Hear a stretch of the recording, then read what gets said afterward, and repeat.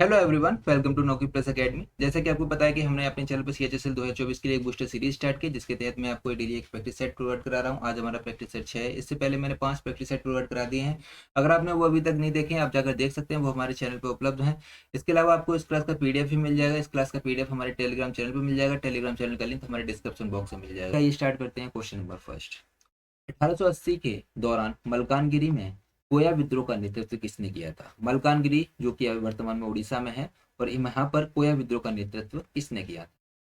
रत्ना नायक ने, तमडोरा ने, रिंदो माझी ने और दयानिधि धारुआ ने। किसने किया था कोया विद्रोह का नेतृत्व? देखिए, कोया विद्रोह का नेतृत्व किया था तमडोरा ने। इसका सही जवाब हो जाएगा ऑप्शन बी, तमडोरा। देखिए, भारत में और भी जनजातीय विद्रोह हुए थे, और उनमें कौन कौन नेतृत्व करता थे वो हमें जानना जरूरी है, क्योंकि ये नेतृत्वकर्ता के क्वेश्चन रिलेटेड क्वेश्चन एग्जाम में आता है। ठीक है। देखिए, चेर विद्रोह, एक चेर विद्रोह हुआ था जो कि पूर्वी भारत में हुआ था 1800 से 1802 तक, और इसके नेतृत्वकर्ता थे भूषण सिंह। ठीक है, कौन थे? भूषण सिंह। याद रखेंगे नेतृत्वकर्ता के नाम। अच्छा, खासी विद्रोह, ये मेघालय में हुआ 1830 से लेकर 1833 तक, और इसके नेतृत्वकर्ता थे तीरथ सिंह। इसके नेतृत्वकर्ता कौन थे? तीरथ सिंह। अच्छा, कोल विद्रोह, कोल विद्रोह जो हुआ था छोटा नागपुर में 1831 ईस्वी में हुआ था ये, और इसके नेतृत्वकर्ता थे सुरगा, सिंह राव और बुधो भगत। ठीक है। और संथाल विद्रोह, संथाल विद्रोह हुआ था भागलपुर राजमहल की पहाड़ी पर, और ये 1855 से 1856 तक हुआ था, और इसके नेतृत्वकर्ता थे सिंधु कान्हू, चांद और भैरव। ठीक है, याद रखें कौन कौन? सिंधु कान्हू, चांद, भैरव। संथाल विद्रोह बहुत जरूर याद रखना, खासी विद्रोह याद रखना है। ठीक है। इसके अलावा मुंडा विद्रोह, ये रांची में हुआ था, जो कि झारखंड की राजधानी है रांची। 1899 में हुआ था, और इसका नेतृत्व किया था बिरसा मुंडा ने। किसने किया था? बिरसा मुंडा ने। इंपॉर्टेंट है, याद रखेंगे। कोंडा डोरा विद्रोह विशाखापट्टनम में हुआ, और ये 1900 ईस्वी में हुआ था, और इसके नेतृत्व किया था इसका कोंडा डोरा, और कोरा मल्लाया ने इसका नेतृत्व किया था। बिजौलिया विद्रोह या फिर भील विद्रोह के नाम से भी जाना जाता है इसे, और इसका ये हुआ था राजस्थान उदयपुर में 1818 से 1821 तक हुआ था, और इसका नेतृत्व किया था गोविंद गुरु ने और विजय सिंह पथिक ने। किसने किया था? गोविंद गुरु और विजय सिंह पथिक ने। इसके बाद आता अहोम विद्रोह, जो कि असम में हुआ था, 1828 में हुआ था, और इसका नेतृत्व करने वाले थे गोमधर कुंवर जी। कौन थे? गोमधर कुंवर जी। अहोम विद्रोह का नेतृत्व किसने किया था? गोमधर कुंवर ने। उरांव एवं ताना भगत विद्रोह, जो कि छोटा नागपुर में हुआ 1913 से लेकर 1914 तक, और इसका नेतृत्व किया था जतारा भगत, बलराम भगत, देव मेनिया ने। ठीक है, याद रखेंगे किसने किसने किया था? जतारा भगत और बलराम भगत, देव मेनिया ने। ठीक है, इंपॉर्टेंट है, सारी चीज याद रखनी है। ठीक, आगे चलते हैं। नेक्स्ट क्वेश्चन है हमारे पास, मुस्लिम लीग की स्थापना निम्नलिखित में से किस वर्ष में हुई थी? 1907 में हुई थी मुस्लिम लीग की स्थापना, 1905 में, 1909 में, या फिर 1906 में? देखिए, मुस्लिम लीग की स्थापना हुई थी 1906 में। इसका सही जवाब हो जाएगा ऑप्शन डी, 1906 में। अच्छा, मुस्लिम लीग की स्थापना किसने की थी और कब हुई थी, ये आपको जानना जरूरी है। ठीक है, मुस्लिम लीग की स्थापना 1906 में हुई थी, और ये ढाका में हुई थी, और इसकी स्थापना की थी आगा खान ने और सलीमुल्लाह खान ने की थी। किस किसने की थी? आगा खान और सलीमुल्लाह खान ने मुस्लिम लीग की स्थापना की थी। अच्छा, जिस समय मुस्लिम लीग की स्थापना हुई थी उस समय भारत का वायसराय कौन था? उस समय भारत का वायसराय था मिंटो द्वितीय। कौन था? Minto second. ठीक है। अच्छा, मिंटो सेकंड ने ही 1909 में मुस्लिम लीग की मांग पर मुस्लिमों को पृथक निर्वाचन क्षेत्र दे दिया। ठीक है, तो पृथक निर्वाचन क्षेत्र किसने दिया था? मिंटो सेकंड ने दिया था। कब दिया था? 1909 में। और इस पृथक निर्वाचन क्षेत्र को कांग्रेस ने स्वीकार नहीं किया था, जिसकी वजह से कांग्रेस और लीग में विवाद हो गया, और वो दोनों अलग हो गए थे। ठीक है, लेकिन इस पृथक निर्वाचन क्षेत्र को 1916 में कांग्रेस के लखनऊ अधिवेशन में कांग्रेस ने 1916 में इस पृथक निर्वाचन क्षेत्र को स्वीकार कर लिया, और गरम दल और नरम दल तथा मुस्लिम लीग तीनों एक हो गए थे। कब हो गए थे? 1916 में। ठीक है, गरम दल, नरम दल और मुस्लिम लीग तीनों एक हो गए थे। किसके सहयोग से? एनी बेसेंट और तिलक के सहयोग से। ठीक है। अच्छा जी। अच्छा, ये जो 1916 के कानपुर लखनऊ अधिवेशन गरम दल नरम दल एक हुए थे, तो गरम दल नरम दल अलग कब हो गए थे? ये 1907 के सूरत अधिवेशन में गरम दल और नरम दल अलग हो गए थे। इसके बाद फिर द्वितीय विश्व युद्ध में अंग्रेजों ने बिना भारतीयों और कांग्रेस की अनुमति के यह घोषणा कर दी कि 3 लाख भारतीय सैनिक इंग्लैंड की तरफ से लड़ेंगे। लेकिन कांग्रेस इससे नाराज हो गई, और 1939 में कांग्रेस ने वायसराय की परिषद से त्याग पत्र दे दिया था। ठीक है, 1939 में कांग्रेस ने वायसराय की परिषद से त्याग पत्र दे दिया। अब इस त्याग पत्र के बाद मुस्लिम लीग ने 22 दिसंबर 1939 को मुक्ति दिवस मनाया था, इससे खुश होकर। ठीक है, तो मुस्लिम लीग ने 22 दिसंबर 1939 को मुक्ति दिवस मनाया था। ठीक है, इंपॉर्टेंट है भैया, क्वेश्चन एग्जाम में आता है कि मुस्लिम लीग ने मुक्ति दिवस कब मनाया था। ठीक है, याद रखेंगे। और इसके बाद 1940 में मुस्लिम लीग का लाहौर अधिवेशन हुआ, जिसकी अध्यक्षता जिन्ना ने की थी और इस अधिवेशन में स्पष्ट रूप से पृथक पाकिस्तान की मांग कर दी थी। तो पृथक पाकिस्तान की मांग कब की थी? 1940 में पृथक पाकिस्तान की मांग कर दी थी। ठीक है, याद रखिए। इसके बाद फिर 16 अगस्त 1946 को प्रत्यक्ष कार्यवाही दिवस मनाया गया था। मुस्लिम लीग ने 16 अगस्त 1946 को प्रत्यक्ष कार्यवाही दिवस मनाया था। ठीक है, सारी चीज इंपॉर्टेंट है, एग्जाम में आती है, याद रखनी है। आगे चलते हैं नेक्स्ट क्वेश्चन। नेक्स्ट क्वेश्चन है हमारे पास, 2026 के शीतकालीन ओलंपिक की मेजबानी कौन सा शहर करेगा? बोस्टन, बीजिंग, मिलान कोर्टिना डीएम्पेजो या फिर प्योंगचांग? देखिए, 2026 के शीतकालीन ओलंपिक की मेजबानी जो करेगा वो करेगा मिलान कोर्टिना डीएम्पेजो। इसका सही जवाब हो जाएगा ऑप्शन सी। देखिए, जैसा कि आपको पता है कि ओलंपिक हर 4 साल के अंतराल पर होते हैं, चाहे ग्रीष्मकालीन ओलंपिक हो चाहे शीतकालीन ओलंपिक हो। अच्छा, इससे पहले ओलंपिक कहाँ हुए थे? इससे पहले बीजिंग में 2022 में ओलंपिक हुए थे। ठीक है, और ये शीतकालीन ओलंपिक की शुरुआत जो हुई थी वो 1924 से शीतकालीन ओलंपिक की शुरुआत हुई थी। भारत इसमें 1964 से शामिल हुआ था। ठीक है, और सबसे ज्यादा इसमें पदक जो जीते थे नॉर्वे ने जीते थे, 37 पदक जीते थे इस ओलंपिक में, बीजिंग के शीतकालीन ओलंपिक में, जिसमें 16 स्वर्ण पदक, 8 रजत और 2 कांस्य पदक जीते थे। कितने कितने? 16 स्वर्ण, 8 रजत और 2 कांस्य पदक जीते थे। देखिए, इन शीतकालीन ओलंपिक में भारत पूरी तरह से भाग नहीं लेता है, और बीजिंग ओलंपिक में भारत की तरफ से एकमात्र खिलाड़ी ने भाग लिया था, वो आरिफ खान थे। मतलब पूरी तरह से पार्टिसिपेट शीतकालीन ओलंपिक में नहीं लेता है भारत भाग, इसमें से कुछ एक खिलाड़ी ही भाग ले लेते हैं। लेकिन ग्रीष्मकालीन ओलंपिक में भारत भाग लेता है। ठीक है, याद रखिएगा। अच्छा, हम थोड़ा सा ओलंपिक के बारे में देख लेते हैं। देखिए, ओलंपिक अंतर्राष्ट्रीय ओलंपिक समिति, इसका मुख्यालय जो है वो लुसाने में है, स्विट्जरलैंड में इसका मुख्यालय है। इसका आधिकारिक आदर्श वाक्य सिटियस अल्टियस फोर्टिस। कौन सा है? सिटियस अल्टियस फोर्टिस, जिसका अर्थ होता है तेज, उच्च और मजबूत। इसके ध्वज में 5 रिंग परस्पर जुड़े रहते हैं। ठीक है, पांचों रिंगों के रंग कलर अलग अलग होते हैं। कौन कौन से कलर होते हैं? नीला, पीला, काला, हरा और लाल। ठीक है, नीला, पीला, काला, हरा, लाल, और ये अलग अलग महाद्वीपों को शो करता है। अच्छा, यूरोप के लिए नीला रंग है, अफ्रीका के लिए काला रंग है, उत्तरी और दक्षिणी अमेरिका के लिए लाल रंग है, एशिया के लिए पीला है और ओशिनिया के लिए हरा रंग है। ठीक है, और 23 जून को अंतर्राष्ट्रीय ओलंपिक दिवस के रूप में मनाया जाता है। कब? 23 जून को। इंपॉर्टेंट है, याद रखेंगे। ठीक है। अच्छा, ये ग्रीष्मकालीन ओलंपिक अब कब होंगे? ये 2024 में ही होंगे। कहाँ पर? पेरिस में होंगे। और ये 26 जुलाई से लेकर 11 अगस्त तक होंगे, यानी कि अगले महीने से स्टार्ट होने वाले हैं ग्रीष्मकालीन ओलंपिक, जो कि पेरिस में होने वाले हैं। ठीक है, इसके बाद फिर 2028 में होंगे, ऐसे कि आपको 4 साल बाद होंगे, यानी कि 2028 में होंगे। कहाँ होंगे? लॉस एंजल्स, यूएसए में खेला जाएगा ओलंपिक। ठीक है, सारी चीज इंपॉर्टेंट है, याद रखेंगे। आगे है नेक्स्ट क्वेश्चन हमारे पास, कलामंडलम बालसुब्रमण्यम को किसमें उनके योगदान के लिए संगीत नाटक अकादमी पुरस्कार 2022 से सम्मानित किया गया? तो कलामंडलम बालसुब्रमण्यम को किसमें उनके योगदान के लिए संगीत नाटक अकादमी पुरस्कार से सम्मानित किया गया है 2022 से? भरतनाट्यम, ओडिसी, कुचिपुड़ी या कथकली? देखिए, कलामंडलम बालसुब्रमण्यम जो है वो कथकली से संबंधित है, तो कथकली में उनके योगदान के लिए संगीत नाटक अकादमी पुरस्कार 2022 से सम्मानित किया गया है। इंपॉर्टेंट हो जाता है संगीत नाटक अकादमी पुरस्कार 2022 और 2023, क्योंकि इन दोनों को ही 2024 में दिए गए हैं पुरस्कार। संगीत नाटक अकादमी पुरस्कार 2024 में प्रदान किए गए हैं 2022 और 2023 वालों को। ठीक है। अच्छा, संगीत नाटक अकादमी 2000 पुरस्कार प्राप्त करने वाले शास्त्रीय नृत्य के कुछ कलाकार हैं, याद रखेंगे। देखिए, भरतनाट्यम के लिए किसको मिला है? मंजूला रामास्वामी को मिला है। कथक के लिए मिला है नलिनी और कमलिनी अस्थाना को मिला है कथक के लिए। ठीक है, ये 2022 वालों को मिला है। ठीक है, और 2023 वालों को मैंने बता चुका हूँ।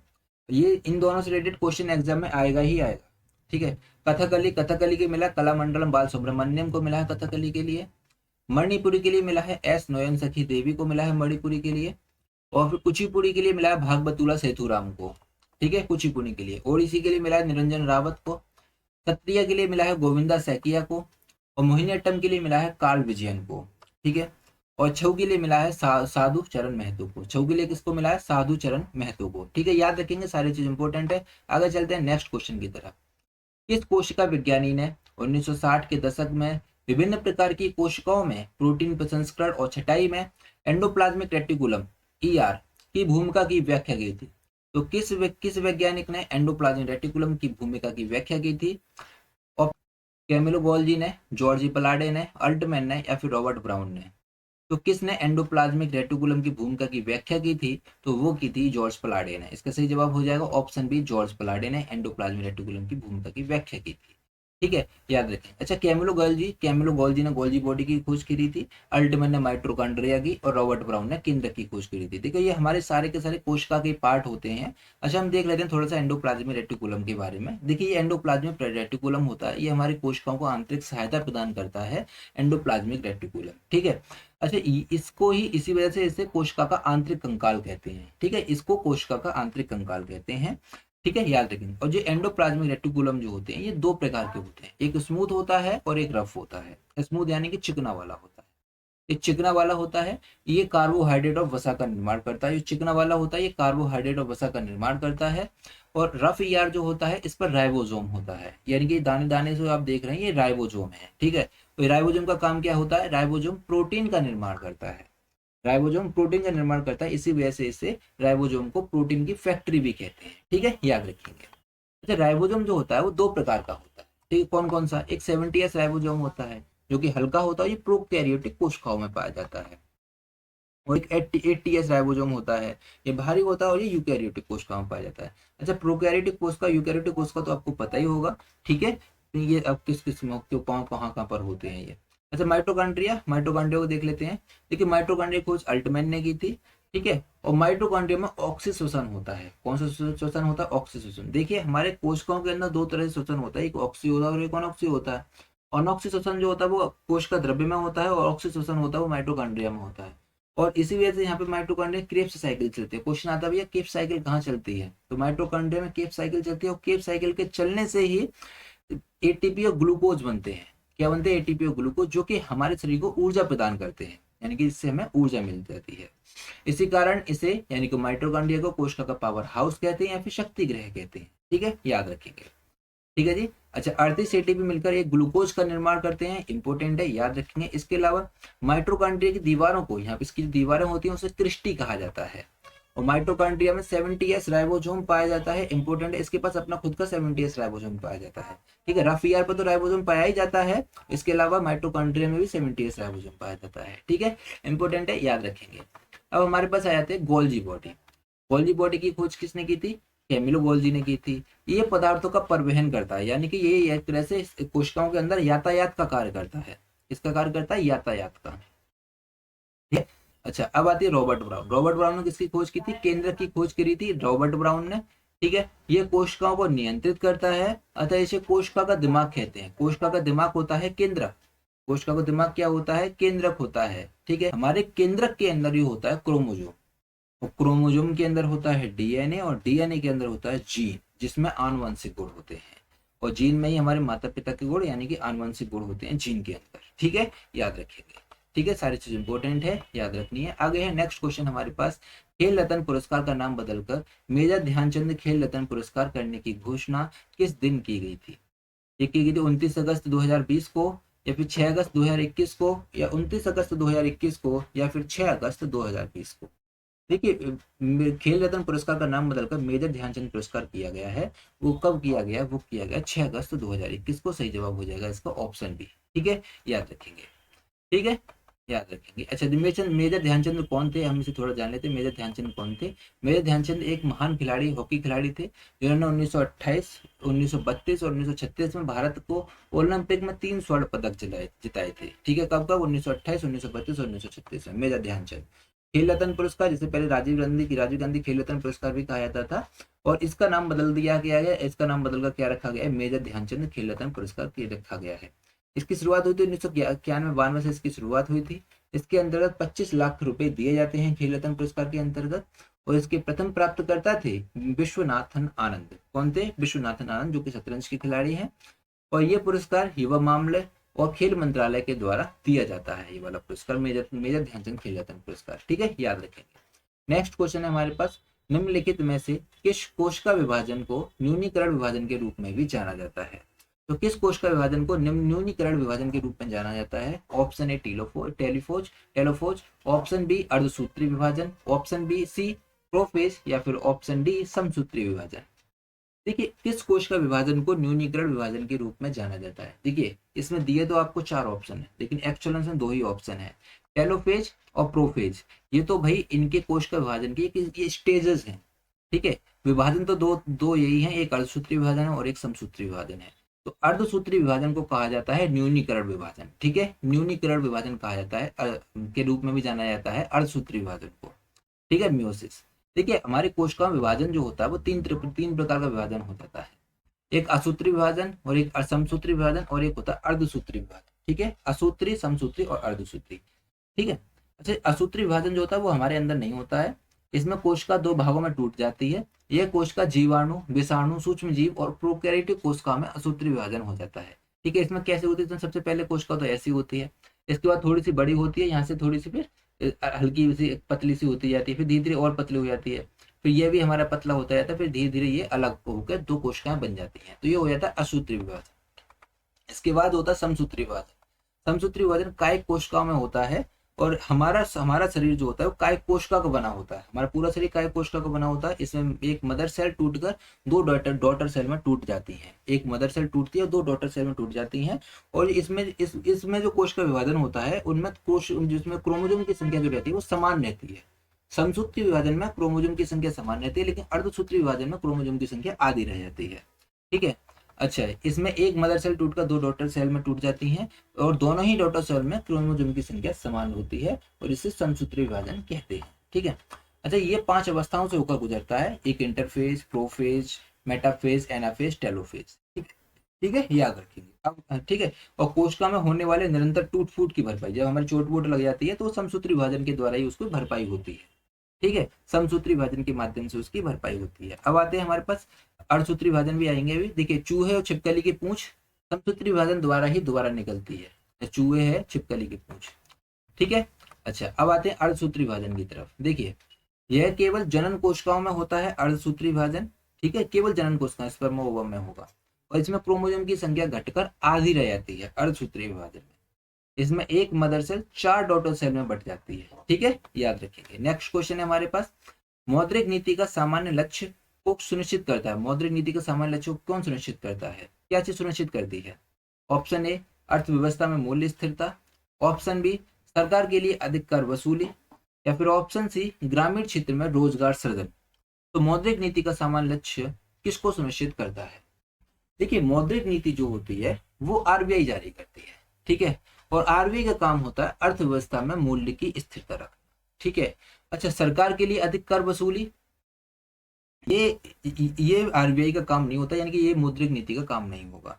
इसके अलावा ग्रामीण क्षेत्रों में रोजगार का सृजन, ये भी मौद्रिक नीति का काम नहीं हो जाता है। तो मौद्रिक नीति केवल सुनिश्चित करता है अर्थव्यवस्था में मूल्य की स्थिरता को। तो इसका सही जवाब हो जाएगा ऑप्शन डी, ओनली ए जवाब हो जाएगा। ठीक है, मौद्रिक नीति आरबीआई बनाता है और आरबीआई का मतलब, आरबीआई का काम ही होता है कि भैया तरलता को कम करना या तरलता को ज्यादा करना। ठीक, मुद्रास्फीति को कम या मुद्रास्फीति को ज्यादा, ये सब आरबीआई ही देखती है। ठीक है, तो इसका सही जवाब हो जाएगा ऑप्शन डी। भारत सरकार ने एफआरबीएम, राजकोषीय उत्तरदायित्व और बजट प्रबंधन अधिनियम किस वर्ष लागू किया था? एफआरबीएम अधिनियम किस वर्ष लागू किया था भारत सरकार ने? तो वो लागू किया था 2004-2005 में। एफआरबीएम, राजकोषीय उत्तरदायित्व और बजट प्रबंधन लागू किया था। ठीक है, याद रखेंगे। क्वेश्चन है हमारे पास, पुष्कर मेला किस राज्य का लोकप्रिय और सांस्कृतिक उत्सव है? असम का, बिहार का, राजस्थान का या सिक्किम का? देखिए, पुष्कर मेला जो है वो राजस्थान का लोकप्रिय सांस्कृतिक उत्सव है।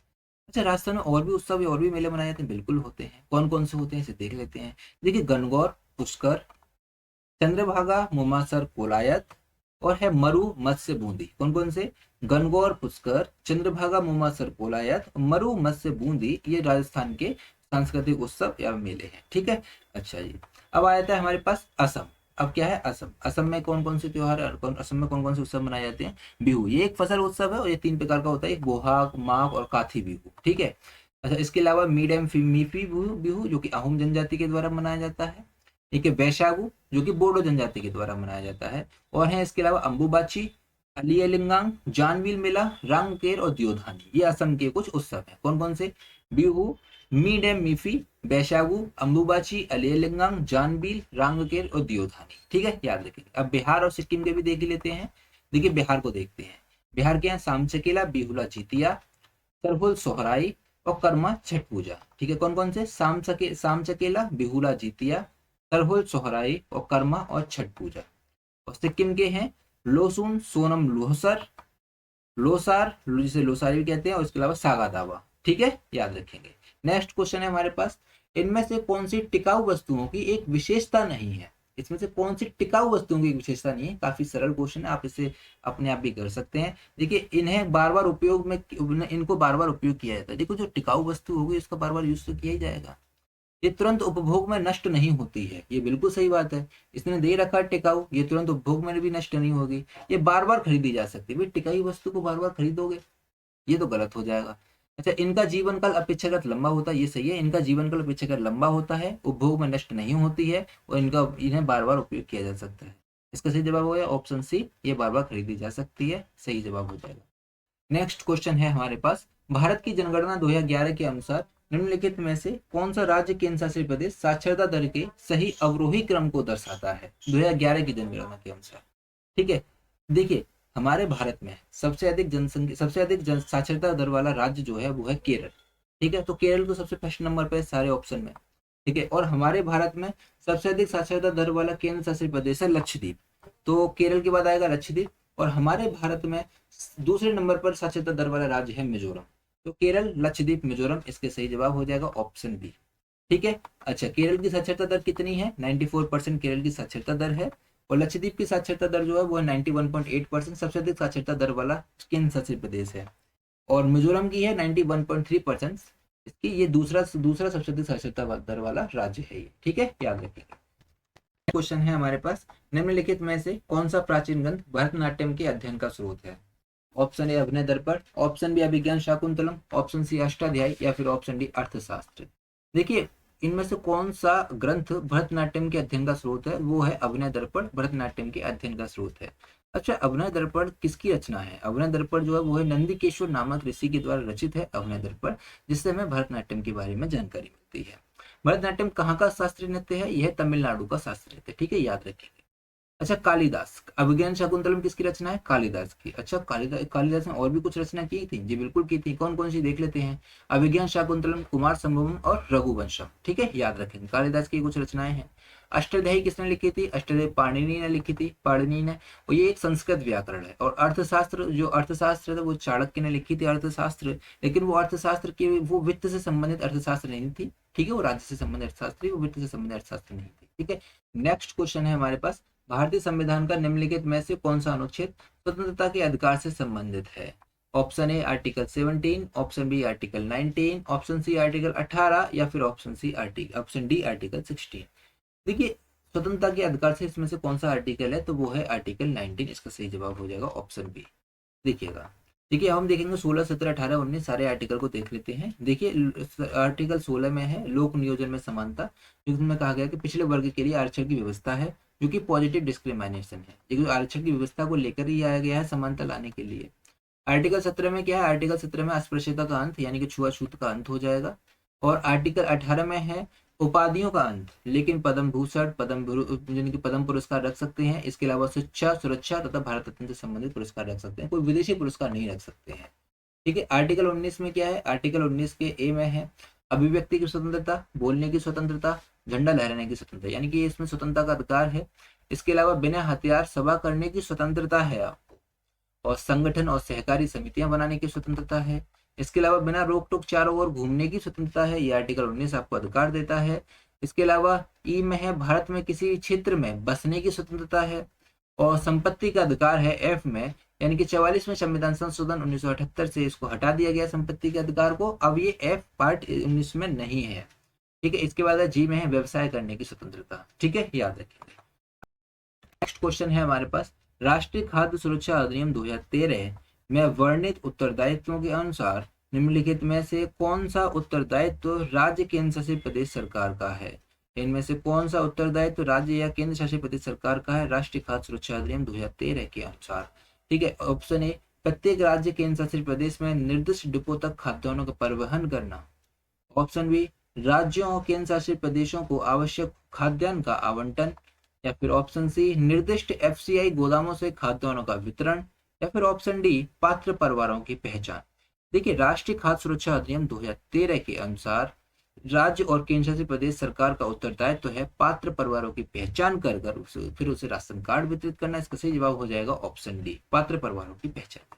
ठीक है, आगे चलते हैं नेक्स्ट क्वेश्चन की तरफ। नेक्स्ट क्वेश्चन है और आज का लास्ट क्वेश्चन है ये हमारा, निम्नलिखित में से कौन सा पुराने कुओं के सूखने में योगदान देने वाला प्राथमिक कारक है? पुराने कुआं के सूखने में योगदान देने वाला प्राथमिक कारक कौन सा है? ऑप्शन ए, कुएं बंद कर दिए गए हैं। ऑप्शन बी, लोगों ने कुएं का उपयोग बंद कर दिया है। ऑप्शन सी, आसपास के इलाकों में काफी संख्या में बोरिंग पंप लगा दिए गए हैं। या फिर ऑप्शन डी, कुओं के आसपास की जमीन को पेड़ पौधों की परत से ढक दिया गया है। देखिए, कुएं के सूखने में योगदान देने वाला प्राथमिक कारक है कि आसपास के इलाकों में काफी संख्या में बोरिंग पंप लगा दिए गए हैं। इसका सही जवाब हो जाएगा ऑप्शन सी। ठीक है, आज के लिए बस इतना ही। अगर आपको हमारा वीडियो कंटेंट अच्छा लगा तो प्लीज हमारे चैनल को लाइक शेयर सब्सक्राइब जरूर करें। मिलते हैं नेक्स्ट वीडियो में, तब तक के टेक केयर, बाय बाय।